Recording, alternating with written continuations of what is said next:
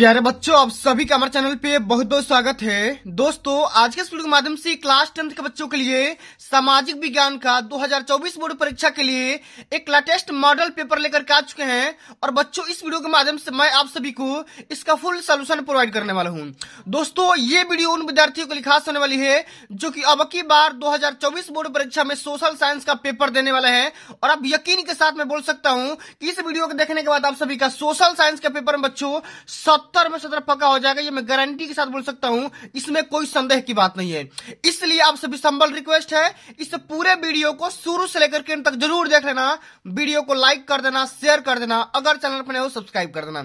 आइए बच्चों, बिना टाइम को वेस्ट किए वीडियो कंटिन्यू करेंगे और सबसे पहले पेपर का थोड़ा पैटर्न समझ लेते हैं कि अब की बार का पेपर किस प्रकार का रहने वाला है। तो बिल्कुल सेम ऐसा ही पेपर आएगा जो कि मैं आप सभी को इस वीडियो के माध्यम से बताने वाला हूं, समझाने वाला हूं। सबसे पहले यहां पे समझ सकते हैं, इस पेपर को हल करने के लिए 3 घंटा 15 मिनट का टाइम मिलता है। 70 नंबर का पूर्णांक रहने वाला है। 30 नंबर तो आपको प्रैक्टिकल से दे दिए जाएंगे, उसके लिए परेशान मत होना, ठीक है। यहाँ पे कुछ निर्देश लिखा गया है कि सभी प्रश्न को हल करना अनिवार्य है। पहले में आपको 15 मिनट मिलेगा जिसमें पेपर को पढ़ना है। ये जो पेपर होगा 2 खंड में डिवाइड किया जाएगा, खंड अ खंड ब में।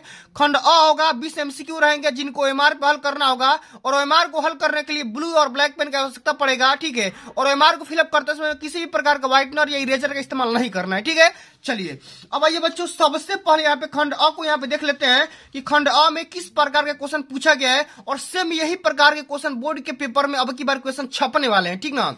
आओ, सबसे पहला क्वेश्चन क्या है कि निम्न में से कौन 1815 की वियना संधि से संबंधित है? बिस्मार्क, नेपोलियन, ड्यूक मेटरनिक या ज्यूसेपी मैथ्सनी, ठीक है। तो इसका राइट आंसर हो जाएगा बच्चा नेपोलियन, क्योंकि नेपोलियन ही जो था कि 1815 की वियना संधि से संबंधित है, ठीक है। इसका राइट आंसर ऑप्शन नंबर यहाँ पे सेकंड बिल्कुल करेक्ट आंसर हो जाएगा, ठीक है। अब चलो अगला जो हमारा क्वेश्चन है कि सत्ता की साझेदारी के बेल्जियम मॉडल का मुख्य महत्व क्या है? सभी जाति समूहों से उनकी आबादी के अनुसार शक्ति की साझा की गई थी? नहीं। सभी जाति समूहों से उनकी आबादी के अनुसार शक्ति साझा नहीं की गई थी? या संप्रदायों को समान प्रतिनिधित्व दिया गया? या उपरोक्त में से कोई नहीं? तो बच्चों यहाँ पे देखो, सत्ता की साझेदारी के बेल्जियम मॉडल जो कहता है वो यही बोलता है किसी भी समुदाय के, किसी भी संप्रदाय के लोग होंगे, सभी को समान अधिकार दिया जाएगा, सभी का प्रतिनिधित्व समान दिया जाएगा, ठीक है। यहाँ पे तीसरा ऑप्शन जो होगा बिल्कुल करेक्ट आंसर हो जाएगा, ठीक है। इस बात को ध्यान में रखना, कई बार बोर्ड के पेपर में पूछा जा चुका है। अब देखो अगला क्वेश्चन जो कि very very most important question है कि यहाँ पे 1928 से लेकर के 1934 के बीच भारत में गेहूं की कीमत 50% तक क्यों गिर गई थी? इसका रीजन क्या था? बाढ़ के कारण, सूखे के कारण, महामंदी के कारण या उपरोक्त में से कोई नहीं?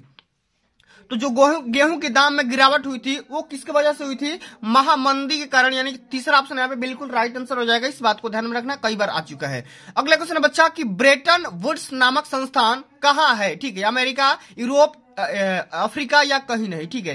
बताना कि ब्रेटन वुड्स जो संस्थान है ये कहां पर है? तो यह है बच्चा अमेरिका में। कहां पे है? अमेरिका में। इस बात को ध्यान में रखना, पहला ऑप्शन इसका राइट आंसर होगा, ठीक है।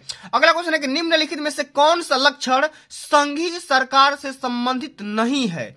कठोर संविधान, शक्तियों का केंद्रीकरण, ठीक है, संघ एवं राज्यों के मध्य शक्तियों का विभाजन या सर्वोच्च न्यायालय। तो बच्चों इसका जो राइट आंसर होगा, संघीय सरकार से संबंधित कौन सा नहीं है? तो शक्तियों का केंद्रीकरण, क्योंकि यही ऑप्शन इसका राइट आंसर हो जाएगा, ठीक ना। अगला क्वेश्चन है कि निम्नलिखित में से सामाजिक विभाजन का कारण क्या है? ठीक है, सामाजिक विभाजन मतलब कि लोगों में आपस में बंटवारा किस वजह से होता है ये आपको बताना है, ठीक है। या किसी भी देश में सामाजिक विभाजन का मेन रीजन क्या होता है उसके बारे में बताना है। धर्म, भाषा या दोनों या कोई नहीं, ठीक है। तो इसका राइट आंसर हो सकता है धर्म और भाषा दोनों हो सकता है, ठीक है। इसका राइट आंसर ऑप्शन नंबर 100 हो जाएगा। इस बात को ध्यान में रखना। अगला क्वेश्चन है कि यदि हम लैंगिक विभाजन की बात करते हैं तो उसका अर्थ क्या होता है? ठीक है, कि समाज में स्त्री और पुरुष की असमान भूमिका, स्त्री और पुरुष के मध्य जैविक विभिन्नता, ठीक है, या बालक और बालिकाओं की संख्या में असमानता या उपरोक्त में से कोई नहीं। तो बच्चों अगर हम लैंगिक विभाजन की बात करेंगे तो सबसे अच्छी बात होगी यहाँ पे पहला ऑप्शन यहाँ पे राइट आंसर हो जाएगा, क्योंकि समाज में स्त्री और पुरुष की असमान भूमिका होगी, क्योंकि समाज में स्त्रियों की संख्या कुछ और ही होगी और पुरुषों की संख्या कुछ और ही होगी, दोनों का मिसमैचिंग चलेगा, ठीक है। ऑप्शन नंबर यहाँ पे क्या हो जाएगा? अ राइट आंसर हो जाएगा। अब अगला क्वेश्चन जो कि कई बार आ चुका है कि राष्ट्रवाद का उदय सर्वप्रथम किस देश में हुआ था? Very very most important question है। इस क्वेश्चन को जल्दी तैयार कर लो, याद कर लो, ठीक है, कि राष्ट्रवाद का उदय सर्वप्रथम किस देश में हुआ था? जर्मनी, फ्रांस, इटली या ब्रिटेन? तो सबसे पहले उदय कहां पे हुआ था भैया? ठीक है, ये हुआ था फ्रांस देश में। कई बार हमने बता भी रखा है, फ्रांस देश में। सेकंड ऑप्शन यहाँ पे बिल्कुल राइट आंसर हो जाएगा, ठीक ना। अब यहाँ पे देखो अगला क्वेश्चन है कि ड्यूक मैटरनिक ने हमारी सामाजिक व्यवस्था का सबसे खतरनाक दुश्मन किसको माना था? रूसो, विक्टर इमैनुअल, काल्विन या ज्यूसेपी मैत्सिनी। ठीक है, तो इसका राइट आंसर होगा बच्चा यहाँ पे ज्यूसेपी मैत्सिनी का। ठीक है, यहाँ पे क्या हो जाएगा? द नंबर ऑप्शन यहाँ पे बिल्कुल राइट आंसर हो जाएगा, क्योंकि ड्यूक मैटरनिक ने हमारी सामाजिक व्यवस्था को सबसे खतरनाक दुश्मन इसी को माना था। ठीक है, अब चलो अगला क्वेश्चन है कि लोकतांत्रिक शासन व्यवस्था अन्य व्यवस्थाओं से अच्छी है, क्यों? क्योंकि यह नागरिकों में समानता को बढ़ावा देती है, व्यक्ति की गरिमा को बढ़ावा देती है, या और वो दोनों, या कोई नहीं। देखो बच्चों, जो लोकतांत्रिक शासन व्यवस्था होती है वो अन्य व्यवस्थाओं से सबसे अच्छी मानी जाती है। ऐसा इसलिए माना जाता है क्योंकि इसका जो राइट आंसर होगा यहाँ पे दोनों हो जाएगा, क्योंकि नागरिक में समानता को बढ़ावा भी देगी और साथ में व्यक्तियों की गरिमा को भी, माने गरिमा मतलब क्या होता है? साहस। ठीक है, उसकी भी इज्जत की भी बढ़ावा देती है। ठीक है, इसलिए इसका राइट आंसर क्या हो जाएगा? 100 करेक्ट आंसर हो जाएगा। ठीक है, अब चलो अगला क्वेश्चन है कि मृदा किस प्रकार का प्राकृतिक संसाधन है? मृदा मतलब होता है मिट्टी। मिट्टी किस प्रकार का प्राकृतिक संसाधन ये आपको बताना है। नवीकरणीय योग्य संसाधन, या अनवीकरणीय योग्य संसाधन, या जैव संसाधन, या संभावित संसाधन। तो मृदा जो हो जाएगा बच्चा नवीकरणीय योग्य संसाधन हो जाएगा। पहला ऑप्शन आपका यहाँ पे बिल्कुल राइट आंसर हो जाएगा। इस बात को ध्यान में रखना, कई बार आ चुका है और अब की बार 2024 बोर्ड परीक्षा में पक्का देखने को मिल जाएगा, गारंटी ले सकता हूँ। ठीक है, और ये वीडियो देखने के बाद आप सभी का 70 में 70 पक्का हो ही जाएगा। ठीक है, अगर आप पूरे वीडियो को देख लोगे ना तो एक अच्छा ही कमेंट करके जाओगे। ठीक है, बोलोगे सर क्या बात बताए हैं आप। ठीक है, अब चलो अगला क्वेश्चन है कि निम्नलिखित में से पंजाब में भूमि संकुचन के मुख्य कारण क्या है? गहरी खेती, अधिक सिंचाई, वन उन्मूलन, या अधिक पशुचारण। तो इसका राइट आंसर होगा बच्चा यहाँ पे क्या हो जाएगा? अधिक सिंचाई हो जाएगा। ठीक है, ब नंबर ऑप्शन यहाँ पे बिल्कुल राइट आंसर हो जाएगा। इस बात को ध्यान में रखना, कई बार आ चुका है। अगला क्वेश्चन है बच्चा कि भारत के किस राज्य की शिशु मृत्यु दर निम्नतम है? निम्नतम मतलब कम है, माने इंडिया में ऐसा कौन सा राज्य है, ठीक है, जिसमें जो माने बच्चों की मरने की जो संख्या सबसे कम है? केरल, बिहार, पंजाब या हरियाणा। तो इसका राइट आंसर होगा यहाँ पे केरल। ठीक है, केरल यहाँ पे राइट आंसर हो जाएगा, ऑप्शन नंबर पहला राइट आंसर होगा। अब चलो अगला क्वेश्चन हमारा पूछा गया कि सार्वजनिक एवं निजी क्षेत्र को किस आधार पर वर्गीकृत किया जाता है? सार्वजनिक, ठीक है, और निजी क्षेत्र, प्राइवेट और गवर्नमेंट। ठीक है, इसको कैसे हम भाई क्लासिफिकेशन करेंगे?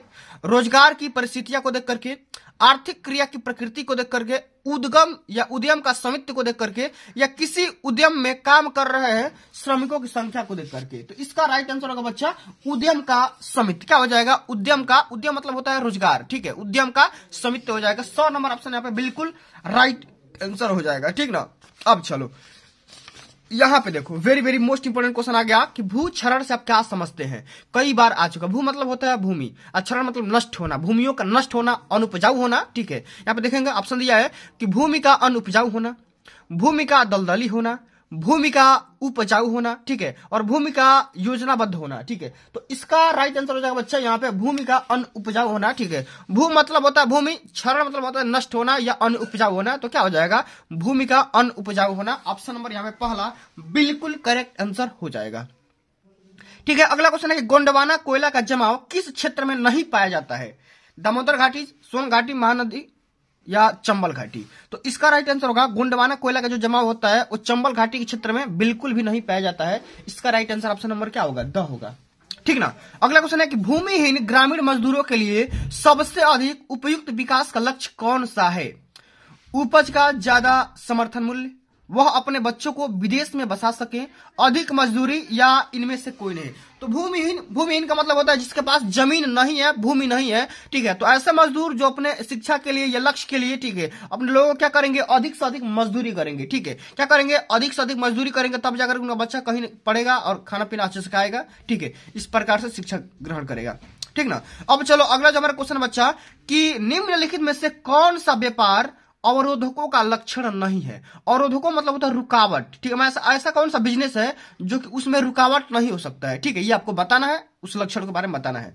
सरकार विदेश व्यापार को नियमित करने के लिए व्यापार अवरोधकों का प्रयोग कर सकती है। बिल्कुल ऐसा नहीं है भाई। सरकार क्यों चाहेगी आपको बिजनेस में रुकावट आना? वो तो नहीं चाहते भाई, उसको भी तो टैक्स वगैरह मिलता है। ठीक है, सरकार यह निर्णय ले सकती है कि देश में किस प्रकार की वस्तुएं कितनी मात्रा में आयातित होनी चाहिए। ठीक है, अगला हम ऑप्शन है कि विश्व व्यापार संगठन व्यापार अवरोधकों को बढ़ावा देता है।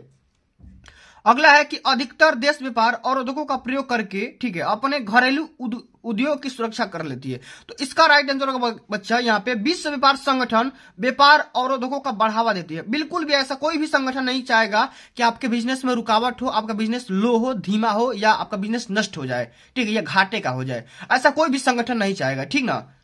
तो विश्व व्यापार संगठन और उद्योग का बढ़ावा देती है, यही इसका राइट आंसर हो जाएगा, क्योंकि गलत है, ठीक है। चलो अगला क्वेश्चन है कि निम्नलिखित में से कौन सा परंपरागत ऊर्जा का स्रोत नहीं है। माने ऐसा कौन सा ऑप्शन है जो कि परंपरागत ऊर्जा का स्रोत नहीं है, बाकी सभी है। कोयला, भूतापी ऊर्जा, दोनों, या कोई नहीं, ठीक है। तो इसका राइट आंसर क्या होगा बच्चा? कोयला। कोयला क्या होगा? परंपरागत ऊर्जा का स्रोत नहीं है, ठीक। क्या होगा? कोयला परंपरागत ऊर्जा का स्रोत नहीं है, इसलिए क्या होगा यहाँ पे कोयला ही सत्य हो जाएगा। अब अगला हमारा क्वेश्चन है बच्चा कि वैश्वीकरण का बहुराष्ट्रीय कंपनियों के निवेश पर क्या प्रभाव पड़ा था, ठीक है। वैश्वीकरण के होने से बहुराष्ट्रीय कंपनियों के निवेश पर, निवेश मतलब जो भी आप लगाए थे धन, उस पर क्या इफेक्ट पड़ा था उसके बारे में बताना है कि बहुराष्ट्रीय कंपनियों के निवेश में वृद्धि हुई, ठीक है। अगला ऑप्शन है कि बहुराष्ट्रीय कंपनियों के द्वारा भारत के विदेशी व्यापार का अधिकांश भाग पर नियंत्रण हो गया, या बहुराष्ट्रीय कंपनियों के आगमन से लोगों की आर्थिक स्थिति सुदृढ़ होगी, या उपयुक्त में सभी।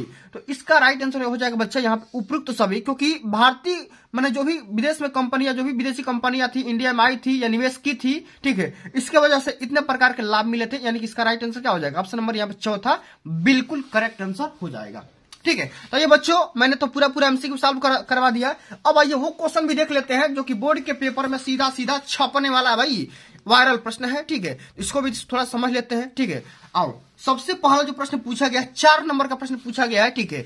80 शब्द में आंसर देना होगा, 50 नंबर इस सेक्शन से मिलेंगे, ठीक, आप सभी को भी पता होगा भाई। अच्छा, इसमें पहला प्रश्न क्या है कि प्रथम विश्व युद्ध के पश्चात होने वाली महामंदी के कारणों की समीक्षा करिए। जो फर्स्ट वर्ल्ड वार हुआ था, उस वर्ल्ड वार के पश्चात जो सभी देशों में महामंदी का कारण छाया हुआ था, उसका रीजन क्या क्या था, उसके बारे में समीक्षा करना है।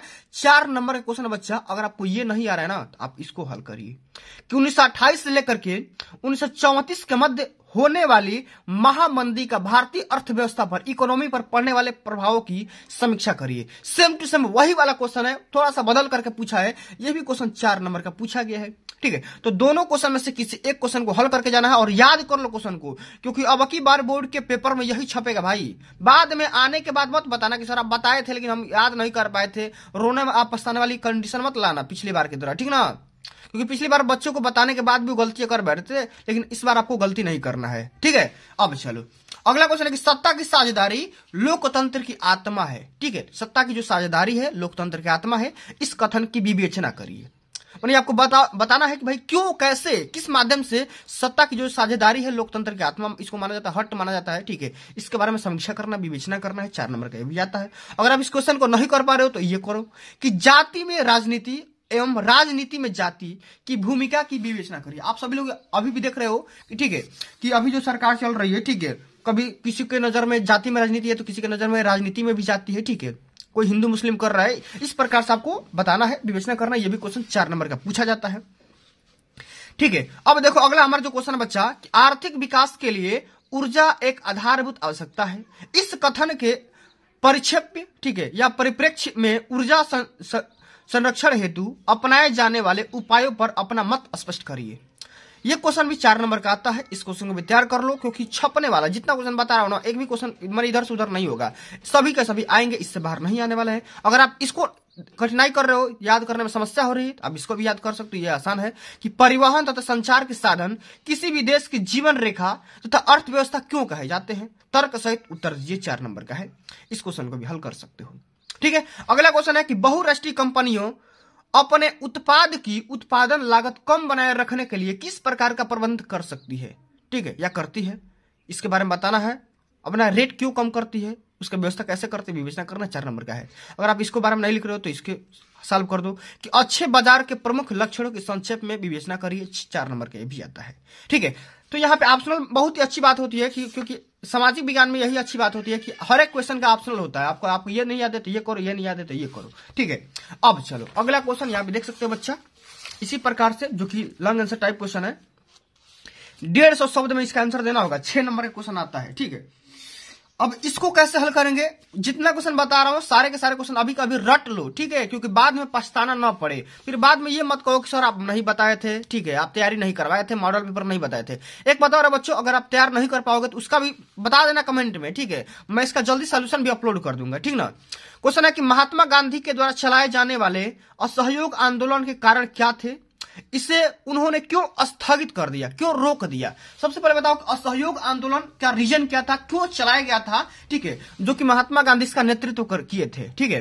सबसे पहले उसका तो रीजन बताओ क्यों चलाया गया था, बाद में इसको क्यों रोक दिया गया इसके बारे में बताना है, ठीक है। तो ये आंदोलन का रीजन बताओगे तो 4 नंबर मिलेगा, और रोकने का कंडीशन बताओगे तो 2 नंबर मिल जाएगा, कुल मिलाकर के 6 नंबर यहां से मिल जाएंगे।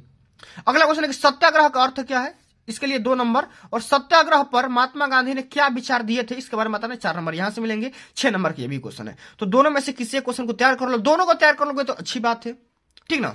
अब चलो अगला क्वेश्चन है कि लोकतांत्रिक सुधार का क्या अर्थ है, इसके लिए उठाए जा सकने वाले किन्हीं 4 कदमों का उल्लेख करिए। ये भी क्वेश्चन 6 नंबर का है भाई। या इसको नहीं कर पा रहे तो ये करो कि वैध शासन का अर्थ क्या होता है, लोकतंत्र किस प्रकार उत्तरदायी, जिम्मेदार एवं वैध सरकार का गठन करता है, इसके बारे में लिखो। 6 नंबर यहां से मिल जाएंगे। अगला क्वेश्चन है very very most important question है, हर साल पेपर में पूछा जाता है भाई कि वैश्वीकरण का अर्थ क्या होता है, वैश्वीकरण का कृषि पर पड़ने वाले प्रभाव का वर्णन करिए। 4 नंबर का आता है, ये नहीं आ रहा तो इसको करो कि भारत में पाए जाने वाले मोटे अनाजों का उल्लेख करते हुए कि इन अनाजों की पैदावार के लिए उपयुक्त भौगोलिक परिस्थितियों का वर्णन करिए। 6 नंबर का आता है, ठीक है, ये भी क्वेश्चन 6 नंबर का है। अगला क्वेश्चन है कि असंगठित क्षेत्र की श्रमिक सामाजिक भेदभाव से भी शिकार है, क्या आप इस कथन से सहमत है, अगर सहमत है तो रीजन लिखिए, कौन कौन से रीजन है।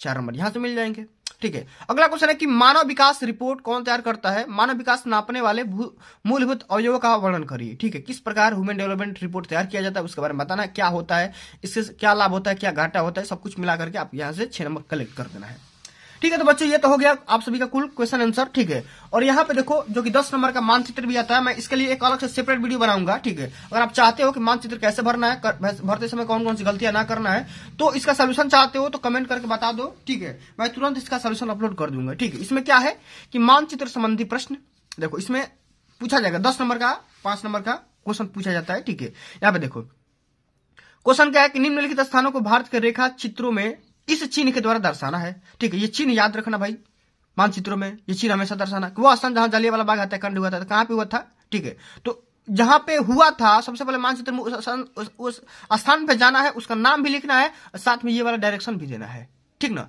इसी प्रकार वह स्थान जहां से गांधी जी ने नमक बनाना आरंभ किया था, तो देखो आंसर दोगे तो आधा नंबर, और मानचित्र में सही दिखा दोगे तो आधा नंबर, कुल मिलाकर 1 नंबर यहां से मिल जाएंगे, ठीक ना। वह स्थान जहां नील की खेती करने वाले किसानों ने आंदोलन किया था, तो बताने के लिए सही आंसर देने के लिए आधा नंबर, और मानचित्र में सही दिखाने के लिए आधा नंबर, यानी कुल मिलाकर 1 नंबर यहां से मिल जाएंगे।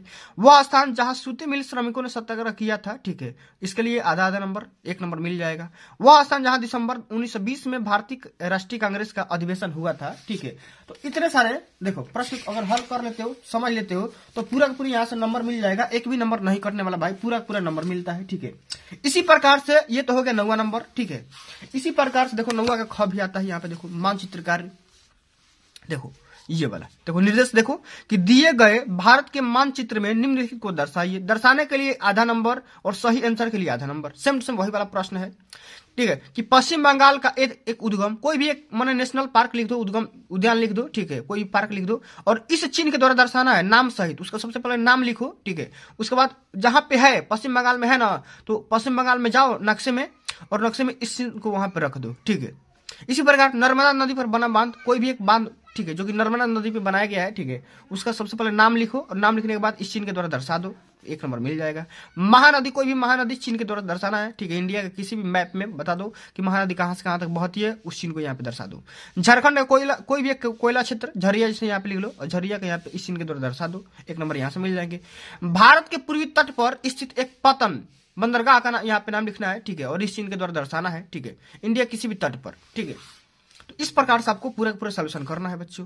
तो फिर बच्चों आज के लिए बस इतना ही। अगर ये वीडियो आप सभी को अच्छी लगी होगी, हेल्पफुल लगी होगी, तो वीडियो को लाइक कर देना, शेयर कर देना, ठीक है। और अभी तक आप हमारे चैनल ऑनलाइन स्टडी सीरीज को सब्सक्राइब नहीं किए हैं तो उसको भी फटाफट सब्सक्राइब कर लेना। जल्द ही मिलते हैं अगली वीडियो में, तब तक के लिए जय हिंद, जय भारत, वंदे मातरम।